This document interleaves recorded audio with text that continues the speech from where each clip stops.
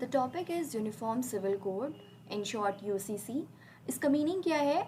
UCC is a proposal to have common set of governing laws for every citizen without taking into consideration the religion of people. That means किसी का भी कोई religion हो, लेकिन जो governing laws हैं वो सेम होंगे सबके लिए.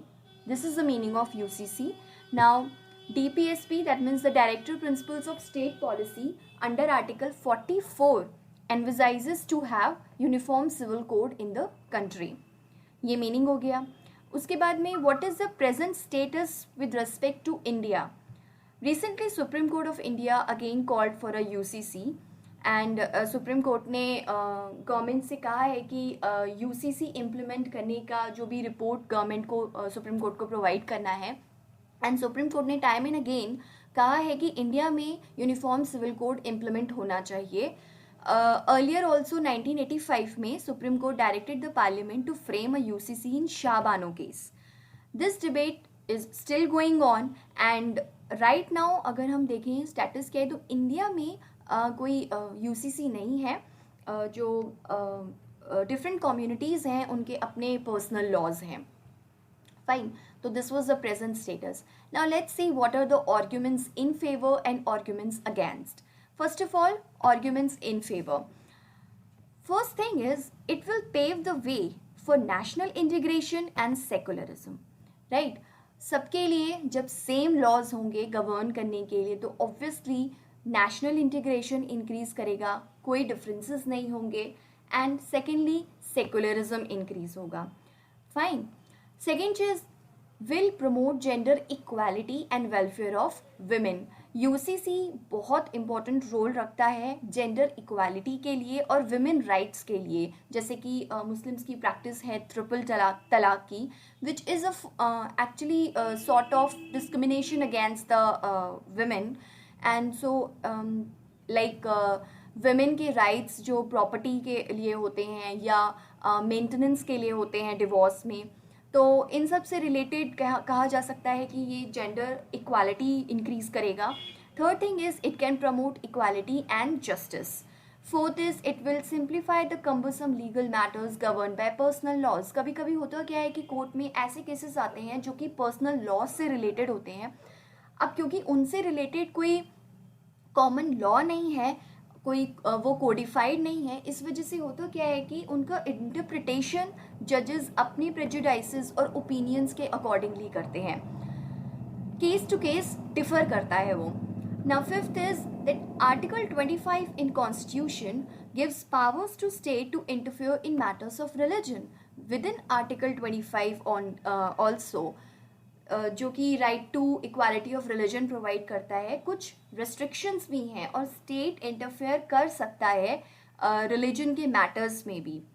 Sixth is it will improve loop holes in the personal law system. Personal law system में भी कुछ लूप होल्स होते हैं, उनको रिमूव करने का काम करेगा UCC. And seventh is like India is having a common criminal law, right? सबके लिए क्रिमिनल लॉ सेम है, तो why can't there be a common civil law in the country. So these are major points in regarding arguments in favor. Now let's see what are the arguments against UCC. Fine. The first thing is that it's not good in India, as India is a multicultural society with so many religions. Point ये है कि UCC का implementation western societies के लिए अच्छा है, लेकिन India एक हेट्रोजेनस और मल्टीकल्चरल सोसाइटी है जहाँ इतने सारे रिलीजन्स हैं, तो वहाँ पे एक यूनिफॉर्म सिविल कोड लाना प्रॉब्लमेटिक हो सकता है. Second is it's looked upon by Muslims as a threat to their identity. Not only Muslims, in fact जो माइनॉरिटीज़ जिनके अपने पर्सनल लॉज हैं थोड़े बहुत एरिया में भी, वो इस चीज़ को they can treat as a threat to their identity because the code in itself seems to be favouring the majority Hindu population. Third is, Constitution guarantees minorities the right to follow their own religion, culture and customs. So UCC can be violative of this. Third thing is that under Article 29 and 30 only, Constitution ने minorities को guarantee किया है freedom to follow their religion, culture and practices. So obviously UCC is against this. And fourthly, it's violative of Article 25 and 26. 25 and 26 जो guarantee करता है freedom of religion, and with in freedom of religion उसमें provide किया जाता है freedom of conscience. लोग अपने conscience से जो उन्हें फॉलो करना है वो रिलीजन फॉलो कर सकते हैं। So obviously it's again violative of this. So these are the points which are against the implementation of UCC in India.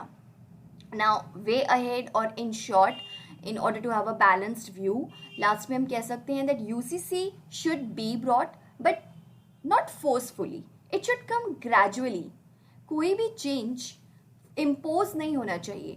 The implementation of UCC should not disturb the fabric of diversity in Indian society.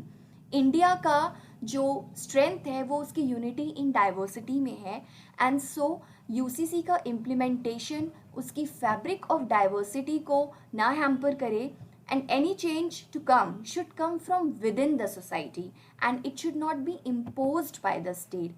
UCC का implementation एक gradual implementation होना चाहिए, and it should not be a forcible and sort of imposition on the society. Thank you, and do like and share this video.